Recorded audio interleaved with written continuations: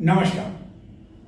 NEET paper के मामले को लेकर दिल्ली में जिस तरह एक महीने से भी अधिक समय से कॉकरोच पार्टी का जंतर मंतर पर धरना चल रहा है, प्रदर्शन चल रहा है, दिन रात कॉकरोच पार्टी के कार्यकर्ता जो कि देश के विभिन्न स्थानों से आए हुए धरने पर बैठे हुए हैं। उसके बाद संसद की ओर जब मार्च किया जाता है, पुलिस द्वारा जिस बर्बरतापूर्ण लाठीचार्ज किया जाता है, यही नहीं कई युवतियों पर भी पुरुष पुलिस कर्मियों द्वारा लाठीचार्ज किया जाता है। उसके बाद कांग्रेस के कई नेता प्रधानमंत्री का जो निवास है उसके पास धरने पर बैठ जाते हैं। पुलिस उन्हें गिरफ्तार कर लेती है, बाद में रिहा कर देती है और प्रदर्शन जंतर मंतर पर अब भी जारी है, जिसके बीच केंद्रीय शिक्षा मंत्री धर्मेंद्र प्रधान, जिनके इस्तीफे की मांग विपक्ष द्वारा की जा रही है, कॉकरोच पार्टी द्वारा की जा रही है, वह एक के बाद एक कई नेताओं से मिल रहे हैं।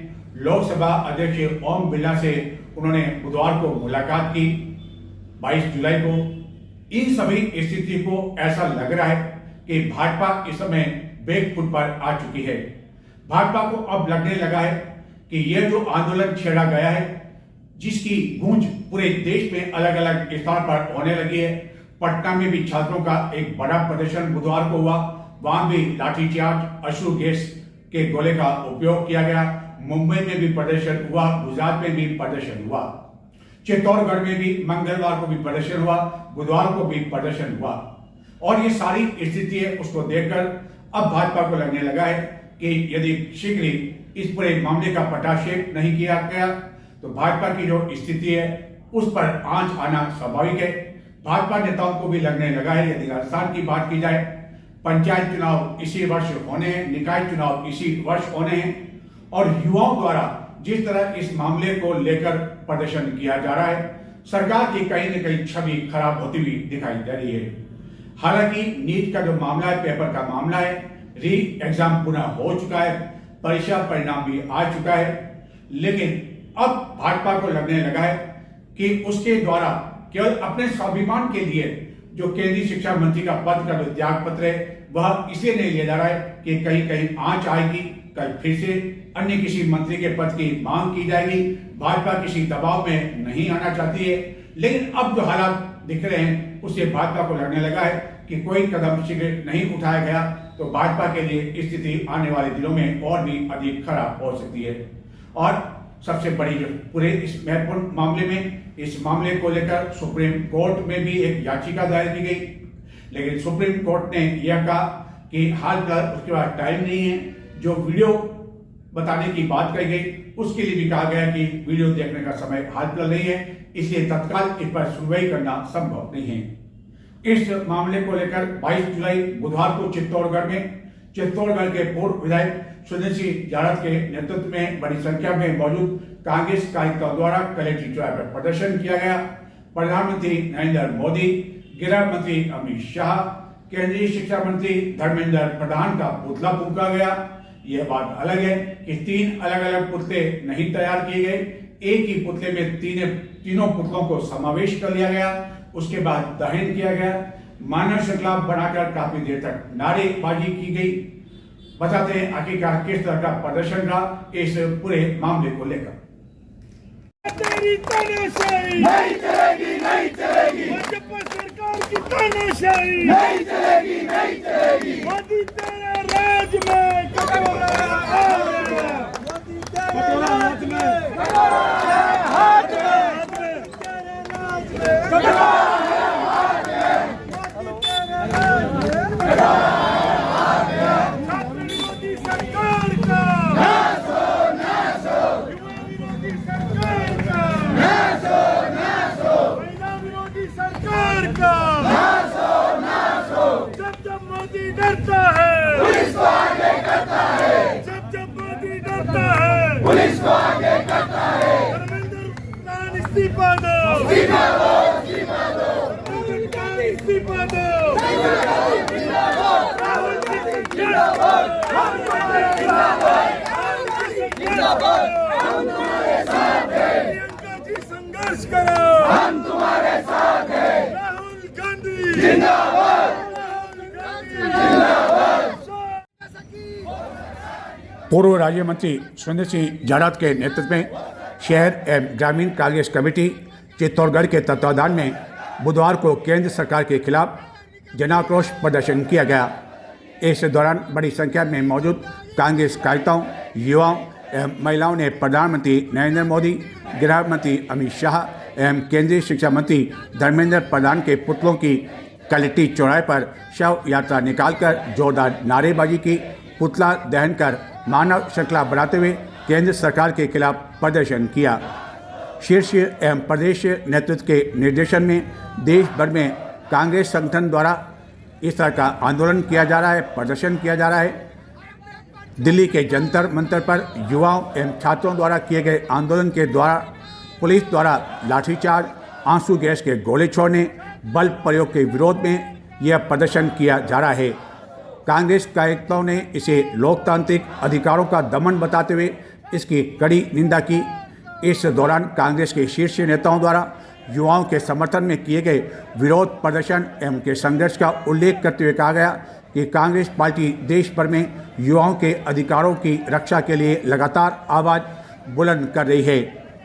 इस दौरान कलेक्ट्री चौराहे पर ही एक संक्षिप्त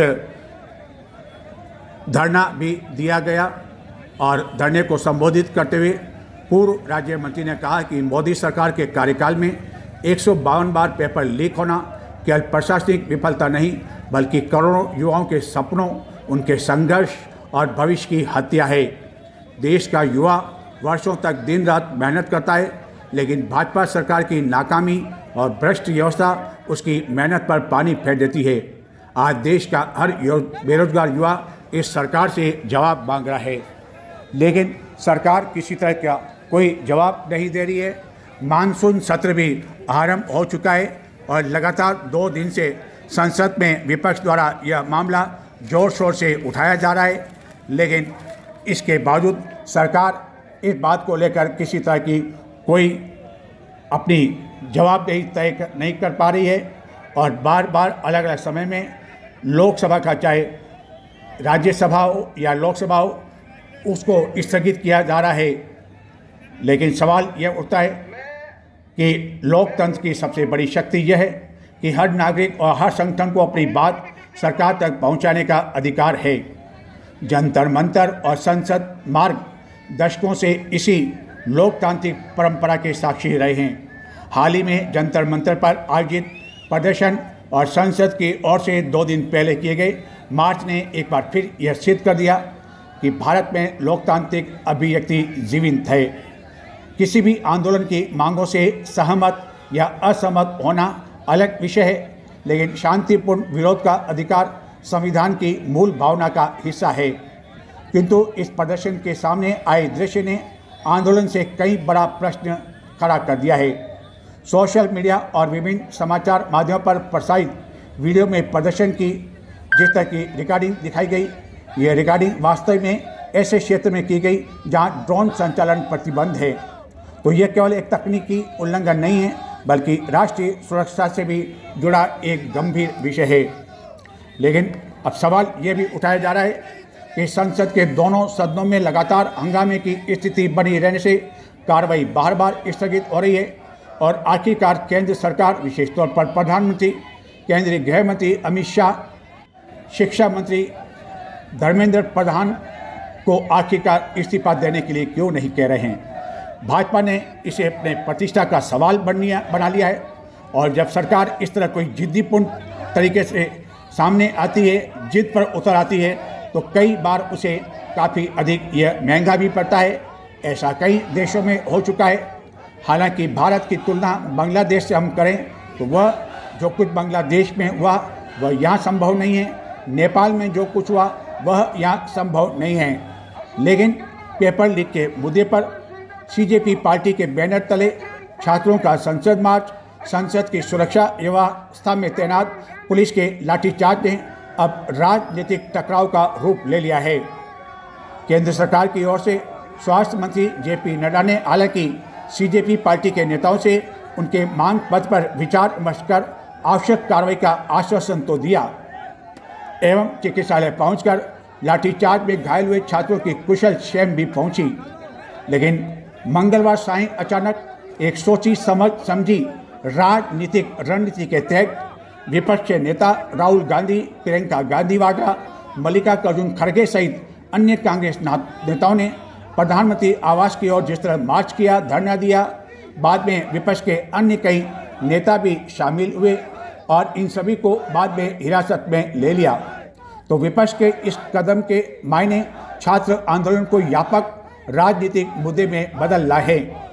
अब ऐसा लगता है कि इसे केवल परीक्षा अनियमितता का मुद्दा न रखकर लोकतांत्रिक अधिकार, पुलिस कार्रवाई और सरकार की जवाबदेही का प्रश्न बना दिया गया है।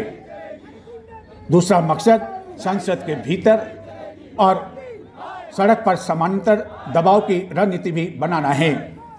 हालांकि कांग्रेस पार्टी ने भी शायद यह सोचा नहीं होगा कि उनका आंदोलन इतना लंबा चलेगा।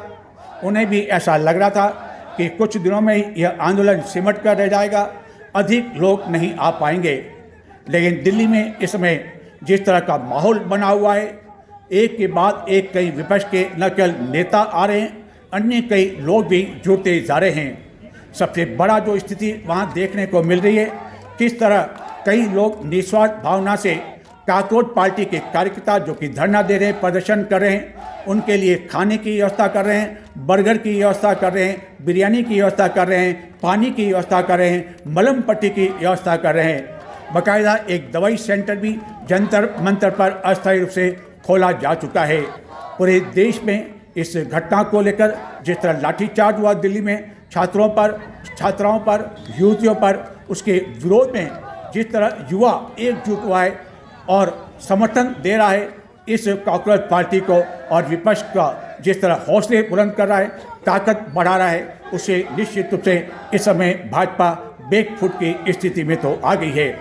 मानसून सत्र आरंभ हो चुका है, लेकिन किसी तरह की कार्रवाई नहीं हो रही है। 2 दिन से सब कुछ ठप पड़ा हुआ है और सभी की निगाहें लगी हुई है इस जंतर मंतर के प्रदर्शन पर कि आखिरकार होगा तो क्या होगा। कई दिनों के इंतजार के बाद चित्तौड़गढ़ के आसपास क्षेत्रों में 21 जुलाई मंगलवार को बारिश हुई, लेकिन चित्तौड़गढ़ में 22 जुलाई बुधवार अपराह्न 4 बजे तक भी लोग टकटकी निगाहों से आकाश की ओर देखते रहे। हालांकि धूप नहीं निकली, मौसम सुहावना बना रहा, आकाश में बादल भी छाए रहे।